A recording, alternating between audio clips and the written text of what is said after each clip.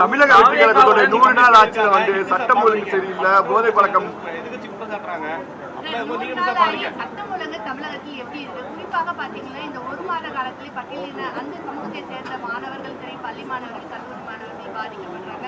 நிறைய பேர் வந்து படுகொலையா இருக்கு. இதை பத்தி எப்படி பாக்குறீங்க? இந்த மாதிரியான சமூக சிக்கல்கள், வன்முறைகள், படுகொலைகள் ஆகியவற்றிற்கு குறிப்பிட்ட ஆட்சி மட்டுமே பொறுப்பேற்க முடியாது. நம் ஒவ்வொருவருக்கும் அதிலே பொறுப்பு இருக்கிறது. அதனை கட்டுப்படுத்துவதற்கு சமூக ஆர்வலர்களுக்கும் பொறுப்பு இருக்கிறது. முதலமைச்சரின் கவனத்திற்கு இதை கொண்டு சென்றிருக்கிறோம். தலித் மக்களுக்கு எதிரான வன்கொடுமைகள், போதைப்பொருள் புழக்கம் ஆகியவற்றை கட்டுப்படுத்த அல்லது ஒழித்து கட்ட முதலமைச்சர் தனிப்பட்ட முறையில் கூடுதல் கவனம் செலுத்த வேண்டும் என்பதை வலியுறுத்தியிருக்கிறோம். ஆட்சியில வந்து எந்த விஷயத்தை வச்சு சட்டம் ஒழுங்கு சரியில்லை, போதை பழக்கம் அதிகமா இருக்குன்ற ஒரு பிரச்சாரத்தை கொண்டு வந்தாங்க. இன்னும் அதே தான் நீடிக்குதுன்னு சொல்லிட்டு இருக்காங்க. இது எப்படி பாக்குறீங்க இந்த வேறுபாடு? இன்னும் ஒரு கேள்வி, விசிகாவின் அரங்கமறுப்பும் அத்துமீறும் என்ற அந்த ஆக்ரோஷமான குரல் இன்று தாவேக ஆட்சி வந்த பிறகு குறைந்திருக்கிறதோ என்று பல தரப்பு மக்கள் சொல்லியிருக்காங்க. திருமாவின் குரல் எப்படி இருக்கு? நாங்களாகத்தான் இருக்கிறோம். எங்கள் வீரியம் எங்கேயும் நீர்த்து போகவில்லை. திட்டமிட்டு சிலர் அப்படி எங்களுக்கு எதிராக ஒரு உளவியல் சிக்கலை உருவாக்குவதற்காக பரப்புகிறார்கள். இது வெறும் அவதூறு, அவ்வளவுதானே தவிர எந்த இடத்தில் எப்படி எங்கள் குரலை உயர்த்த வேண்டுமோ அப்படி நாங்கள் உயர்த்தி கொண்டு தான் இருக்கிறோம். மக்களின் பார்வையிலிருந்து தான் எங்கள் நிலைப்பாடுகளை எடுக்கிறோம், எங்கள் செயல் திட்டங்களை வரையறுக்கிறோம். தனிப்பட்ட முறையில் எங்களின் நலன்களிலிருந்து, கட்சியின் நலன்களிலிருந்து நாங்கள் எந்த முடிவையும் எடுப்பதில்லை. எனவே உரிய நேரத்தில் உரிய பிரச்சனைகளில் நாங்கள் உரிய குரலை தொடர்ந்து எழுப்பி வருகிறோம். தமிழக வெற்றி கழகத்துடன் இப்ப கூட்டணியில் இருக்கிற உறவுக்கும் எப்படி சார் பாக்குறீங்க? எளிமையா இருக்கா? எப்படி பாக்குறீங்க? இந்த ஒப்பீடு தேவையில்லாதது. தாவேகாவோடு நாங்கள் கைகோர்த்திருக்கிறோம். தாவேகா ஆட்சி அமைப்பதற்கு எங்கள் ஆதரவை நாங்கள் வழங்கினோம்.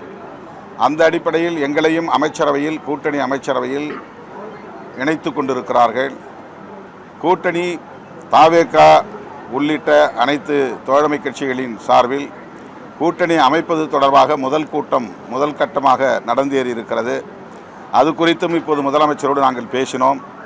இந்த சட்டமன்ற கூட்டத்தொடர் முடிந்த பிறகு அந்த அடுத்த கூட்டத்தை ஒருங்கிணைப்பதற்கு ஏற்பாடுகள் நடக்கிறது என்று முதலமைச்சர் சொல்லியிருக்கிறார்.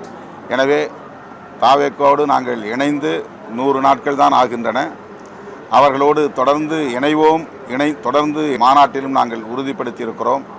ஆளுங்கட்சிகளோடு பயணித்தோம், இனி ஆளும் கட்சியாக பரிணமிப்போம் என்கிற ஒரு முழக்கத்தையும் இந்த மாநாட்டிலே நான் முன்வைத்திருக்கிறேன்.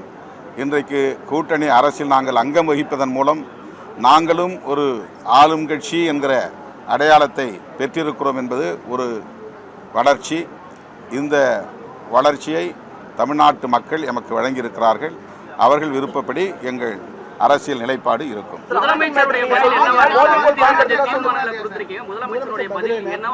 தீர்மானங்களை பற்றி அவர் என்ன பதில் சொல்ல முடியும்? மற்ற விஷயங்கள்லாம் கவனிச்சுக்கிட்டாரு, நோட் போட்டு வச்சுக்கிட்டாரு.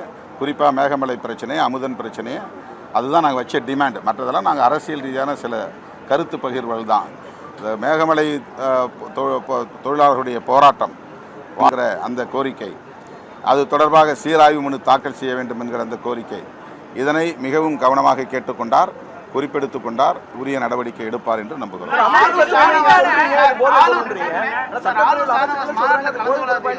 இல்லை, அதை தான் நாங்கள் சுட்டி காட்டினோம். இந்த மாதிரி அது வந்து வெறும் கேங் பிரச்சனைங்கிற மாதிரி, கேங்ஸ்டர் பிரச்சனைங்கிற மாதிரி சொல்கிறாங்க. அது மட்டும் ஒரு கருத்தாக நிலைப்பாடாக எடுத்துக்கொள்ளக்கூடாது.